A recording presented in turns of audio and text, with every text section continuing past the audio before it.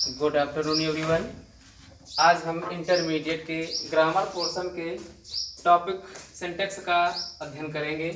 Syntax का मतलब होता है करेक्शन ऑफ सेंटेंस, वाक्यों को शुद्ध करना। सिंटेक्स का मूल रूप से अर्थ यही है, वाक्यों को शुद्ध करना। होता यह है कि वाक्य जो दिए होते हैं इसमें कहीं पर कामा, इन्वर्टेड कामा जिनको हम कहते हैं विराम चिन्ह का मिस्टेक होता है। वाक्य अशुद्ध रूप में लिखे होते हैं, उनको शुद्ध करना होता है। इसमें इन वाक्यों को शुद्ध करने के लिए हमारे जो विराम चिन्ह हैं उनका बहुत ही महत्वपूर्ण योगदान है, क्योंकि जो हमारे विराम चिन्ह हैं इनके प्रयोगों से ही जो हमारे वाक्य होते हैं वो शुद्ध होते हैं, बिल्कुल सही होते हैं। और जो वाक्य होते हैं बगैर व्याकरण के शुद्ध रूप से नहीं माने जाते। कोई भी भाषा हो बगैर व्याकरण के शुद्ध रूप से नहीं कही जा सकती है, बोली जा सकती है। इसमें कुछ ऐसे विराम चिन्ह होते हैं जिनसे हम वाक्यों को सही करते हैं। इसमें हमारे विराम चिन्ह में जैसे कामा है, इन्वर्टेड कामा है, डीटो है आदि जैसे जो विराम चिन्ह होते हैं उनके माध्यम से हम वाक्यों को सही करते हैं। लेकिन मॉडर्न इंग्लिश में जो इस समय मॉडर्न समय चल रहा है इसमें कहीं पर तो थोड़ा बहुत इधर उधर करके बोल देते हैं, लेकिन अगर अकॉर्डिंग टू ग्रामर देखा जाए तो वाक्य अशुद्ध भी बोले जाते हैं, लेकिन हम लोग उनके अर्थ को समझ लेते हैं तो कहते हैं चलो ठीक है। अब सबसे पहले नाउन्स का जो परिवर्तन होता है, कहाँ पर नाउन्स लिखे होते हैं और कहाँ पर इन नाउन्स जो संज्ञाएं होती हैं कहाँ पर एक वचन की बहुवचन करना है, बहुवचन को एक वचन में करना है। लेकिन कुछ संज्ञाएं अर्थात नाउन्स ऐसे होते हैं जो सिंगुलर नंबर और प्लूरल नंबर एक साथ में प्रयुक्त किए जाते हैं, दोनों के साथ में प्रयोग किए जाते हैं। इसमें furniture, information, poetry, scenery, news आदि ऐसे एक वचन ऐसे शब्द होते हैं या नाउन्स होते हैं जो हमेशा एक वचन में ही अर्थात सिंगुलर नंबर के साथ प्रयोग किए जाते हैं। आप लोगों को न्यूज़ समाचार ये आपको बहुवचन लगता है, क्योंकि न्यू और एपा जो एस लगा हुआ है, न्यू का मतलब तो नया हो जाता है और एस जो लगा हो जाता है तो न्यूज़ तो हम कहते हैं बहुवचन रूप है, लेकिन यह एक वचन रूप है, इसमें कन्फ्यूजन ना करें। और जैसे डियर है, सीप है, फिश, इनका प्रयोग भाव के अनुसार एक वचन तथा बहुवचन दोनों के साथ में होता है।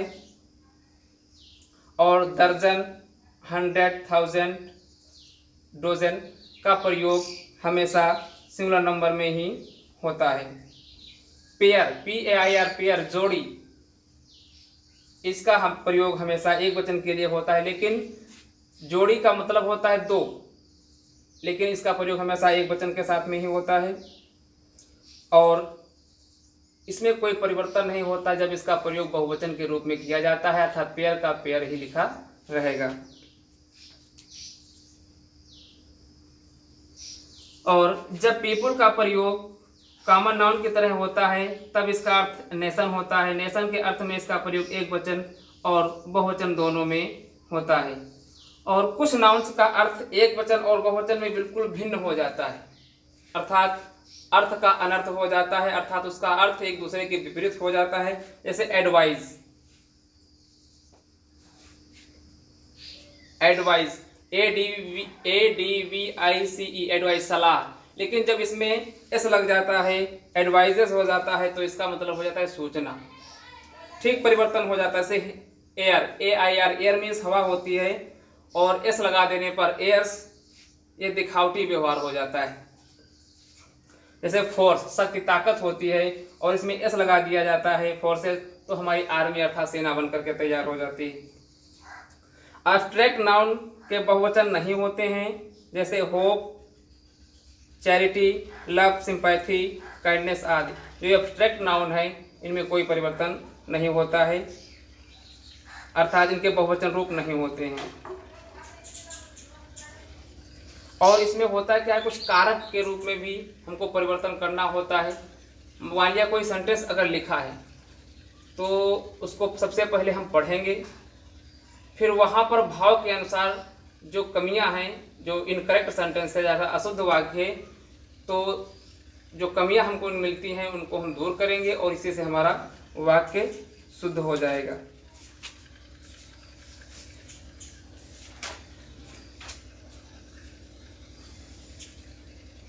अब जैसे कि पर्सनल प्रोनाउन का जेंडर, नंबर और पर्सन वही होगा जो उस नाउन का है जिसके स्थान पर उसका प्रयोग हुआ है।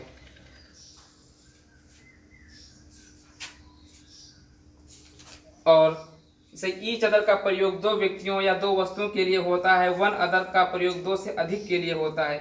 ईच अदर एक दूसरे, अर्थात कह सकते हैं कि ईच अदर एक सेंटेंस है, Rama and Mohan love each other. Rama और मोहन एक दूसरे से प्यार करते हैं, और Mohan, Sohan and Govind love one other. अब यहाँ पर तीन लोग हैं, जब दो लोगों के बीच की बात है तो ईच अदर का प्रयोग होगा, और अगर तीन लोगों के बीच की बात है तो वन अदर, एक दूसरे से, अर्थात आपस में सब मिले हुए हैं। और इसमें जो वाक्यों का परिवर्तन होता है सिंटैक्स में, वाक्यों को शुद्ध करने के लिए नाउन्स, प्रोनाउन, एडजेक्टिव,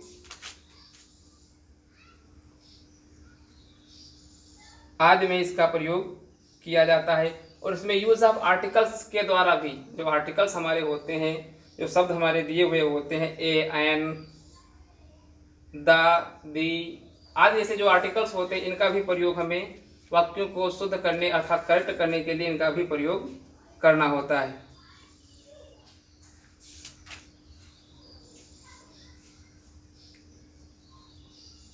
और आर्टिकल का प्रयोग पहले हम लोग पढ़ चुके हैं, जान चुके हैं, लिख भी चुके हैं। तो अंत में हम यह कहना चाहेंगे कि वाक्यों को शुद्ध करने के लिए उसमें पंक्चुएशन ऑफ मार्क अर्थात विराम चिन्ह का प्रयोग, सिंगुलर नंबर या प्लूरल नंबर के अनुसार हेल्पिंग वर्ब अर्थात सहायक क्रिया का प्रयोग आदि जैसे इनका ध्यान करके ही हम इन करेक्ट वाक्य को करेक्ट कर सकते हैं। Thank you.